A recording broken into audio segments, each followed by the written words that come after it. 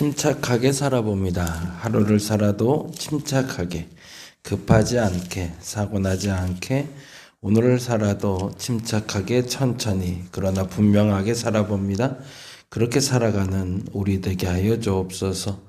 감정적으로 드러나는 것들에 휩쓸려 다니지 말게 하시고, 침착하게 해야 할 일 잘 감당하고, 그리고 감당할 일 잘 감당해서 오늘도 하나님께 감사드리는 우리가 되게 하여 주시옵소서. 감사합니다. 고마우신 예수님 이름으로 기도드립니다. 아멘, 아멘. 오늘은 누가복음 8장부터 11장까지 보는 날이고요. 누가복음 8장부터 11장까지, 그 중에 42절부터 11장 42절부터 52절까지 있는 본문 잠깐 봅니다. 누가복음 11장 42에서 52까지. 우리 제주도 가는 게 이제 얼마 안 남았네요. 화, 수, 목 3일 이제 지나고 나면 금요일 날 새벽에 출발하는데 잘 다녀올 수 있도록 다 같이 기도 꼭 해주시고요. 그리고 무엇보다 신분증 꼭 챙겨 갖고 오시고, 그래서 함께 좋은 여정 될 수 있도록 함께 동참해 주시길 부탁드리겠습니다. 그리고 미처 함께 하지 못하는 분들 위해서도 우리가 미안한 마음, 고마운 마음, 이런 마음들이 같이 공존해야 될 것 같아요. 그래서 서로 간에 마음 나눌 수 있는 소중한 시간 되었으면 좋겠습니다. 42절에서 52절까지 같이 한 목소리로 읽도록 합니다. 화 있을진저 너희 바리새인이여, 너희가 박하와 온향과 모든 채소의 11조는 들이되 공의와 하나님께 대한 사랑은 버리는도다. 그러나 이것도 행하고 저것도 버리지 말아야 할지니라.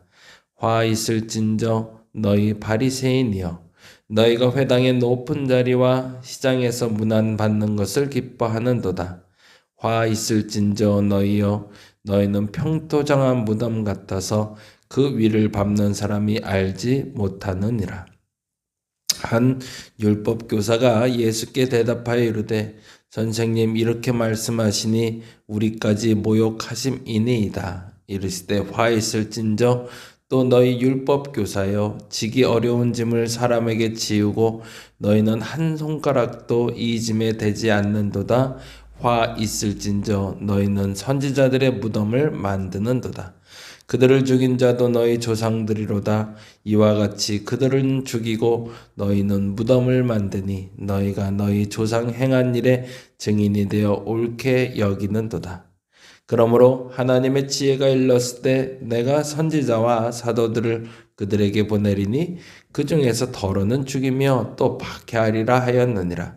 창세 이후로 흘린 모든 선지자의 피를 이 세대가 감당하되, 곧 아벨의 피로부터 제단 성전 사이에서 죽임을 당한 사가랴의 피까지 하리라. 내가 너희에게 이르노니 과연 이 세대가 담당하리라. 화 있을진저 너희 율법 교사여, 너희가 지식의 열쇠를 가져가서 너희도 들어가지 않고 또 들어가고자 하는 자도 막았느니라 하시니라. 무서운 얘기죠.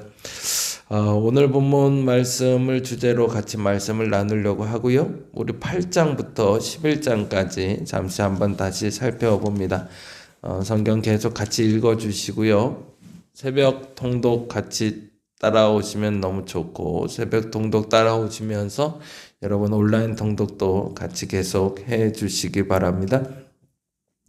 누가복음 8장은 씨 뿌리는 비유에 대해서 이야기합니다. 사실은 누가복음은 굉장히 많은 이야기의 모음이 있기 때문에 다른 복음서에 비해서 다양한 이야기들을 여러분이 주제를 잡고 깨달아 가시면 참 좋을 것 같은데요.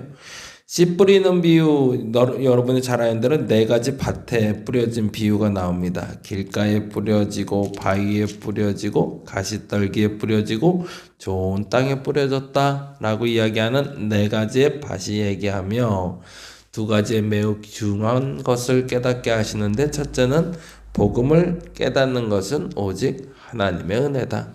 복음을 허락하시는 분은 오직 하나님이다 라는 거고요.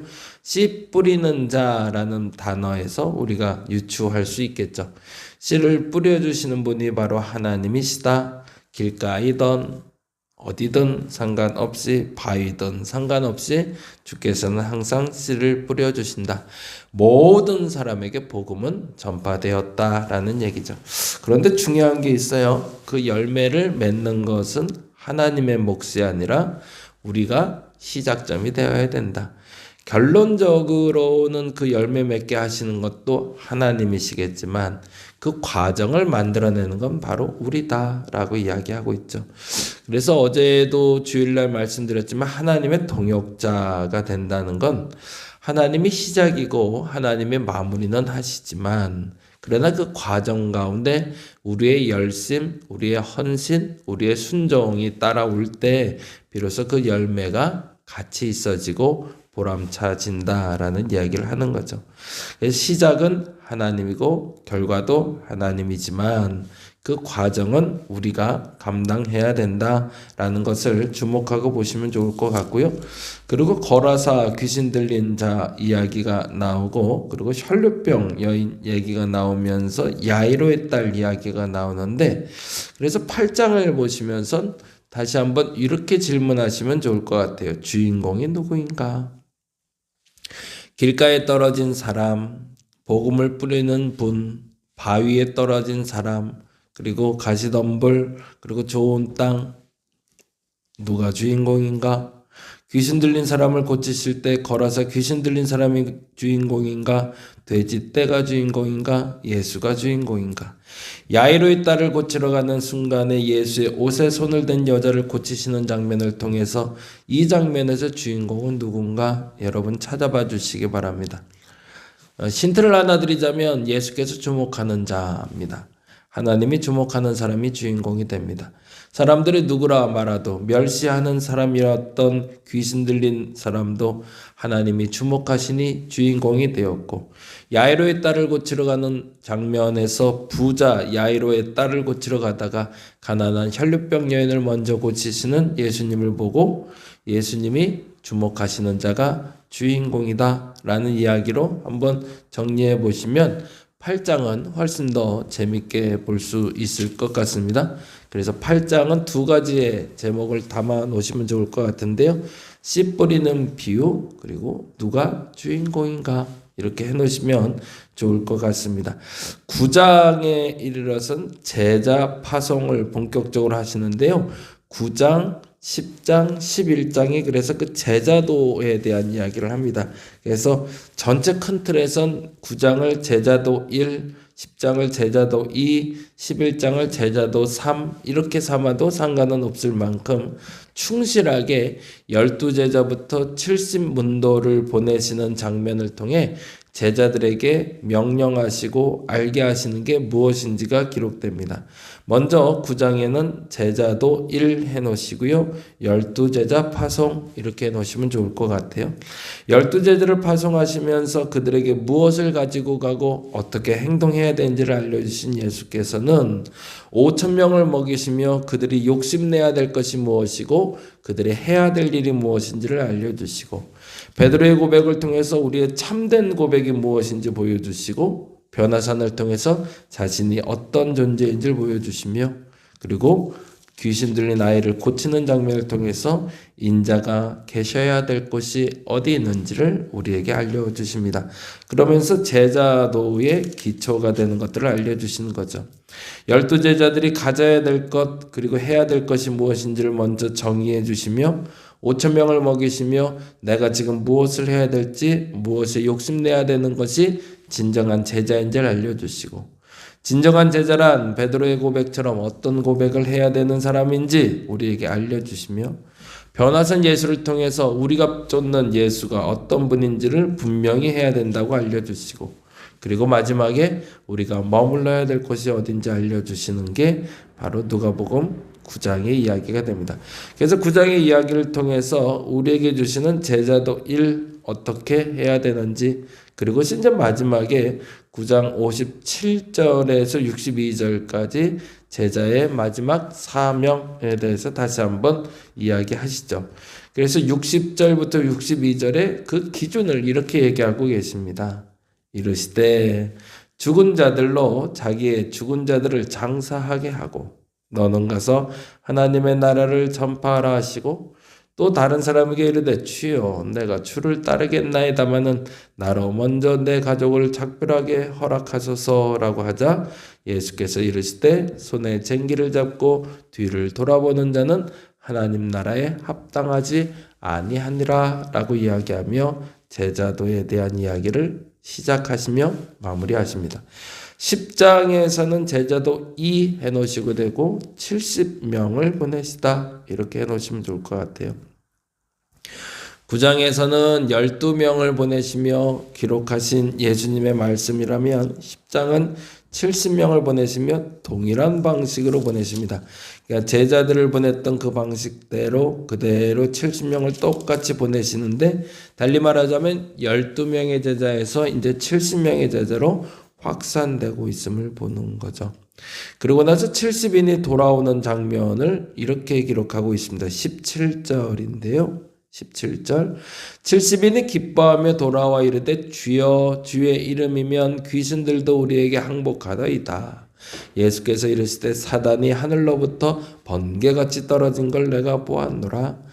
내가 너희에게 뱀과 전갈을 밟으며 원수의 모든 능력을 제어할 권능을 주었으니 너희를 해칠 자가 결코 없으리라. 그러나 귀신들이 너희에게 항복하는 것으로 기뻐하지 말고 너희 이름이 하늘에 기록된 것으로 기뻐하라 하시니라 라는 말씀을 통해 제자로서 살아가는데 무엇을 기뻐하고 무엇을 행해야 되는지를 알려주시죠. 그리고 나서 예수도 기쁘셨던 것 같아요. 21절에서 24절까지 주께서는 기도하시는 장면이 나옵니다. 제자도 2에 해당되는 10장에 70명을 보내시는 장면을 통해서 어떻게 살아야 되는지 이야기하시고 무엇을 해야 되는지 무엇에 기뻐해야 되는지를 알려주시는 거죠. 그리고 나서 우리가 잘 아는 아주 중요한 인물이 나옵니다. 부자 청년이라 불리는 율법 교사가 나와 근심하고 돌아가게 되죠. 그리고 우리가 잘 아는 사마리아의 비유를 우리는 듣게 됩니다. 어떤 일이 벌어지고 있는지를 여러분이 계속 잘 쫓아오셔야 됩니다.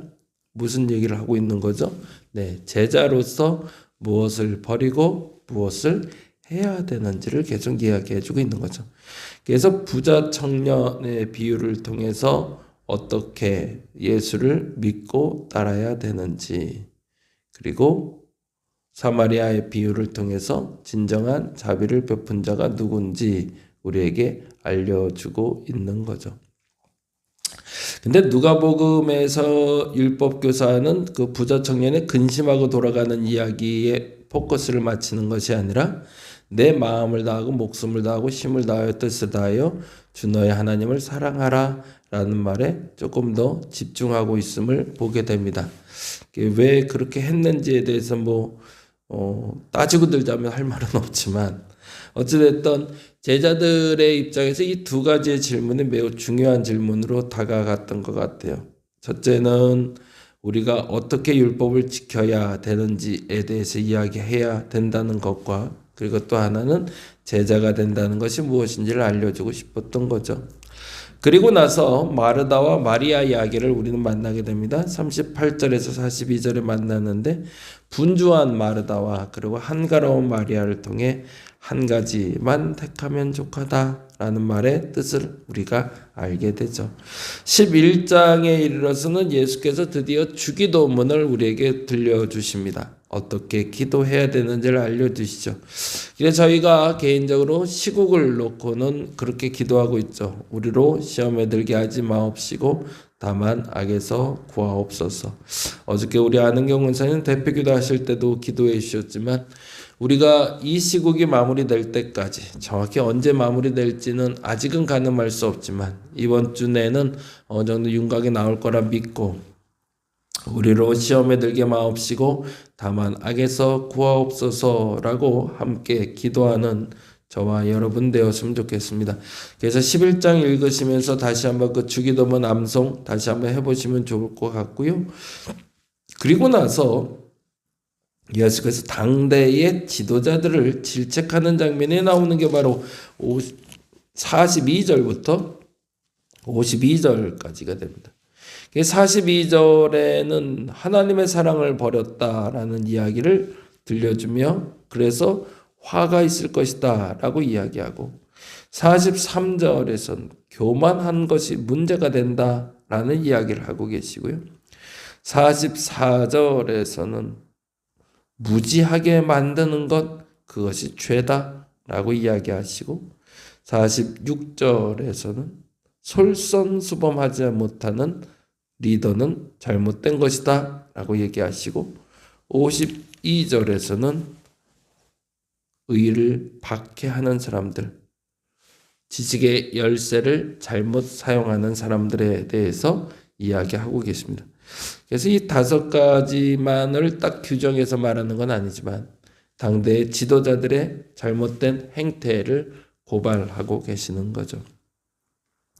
그리스도인들은 어찌됐든 세상의 리더로 살아가야 될 사람들입니다.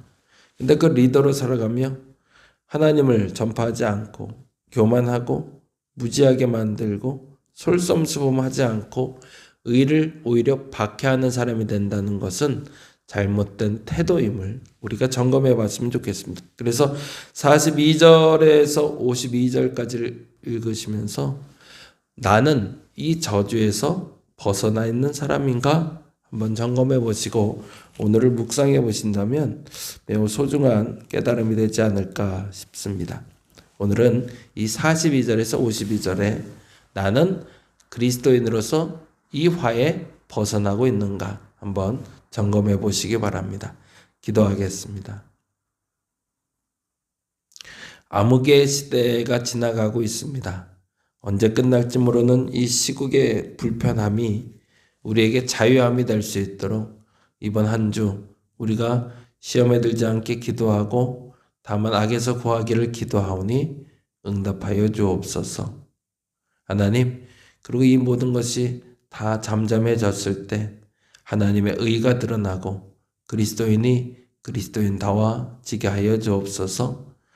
광장에서 외치는 자의 소리가 광야에서 외치는 세례 요한의 소리가 되어야 되는데 시끄러운 바리새인과 서기관의 소리가 되지 않게 하나님 우리를 붙들어 주시옵소서.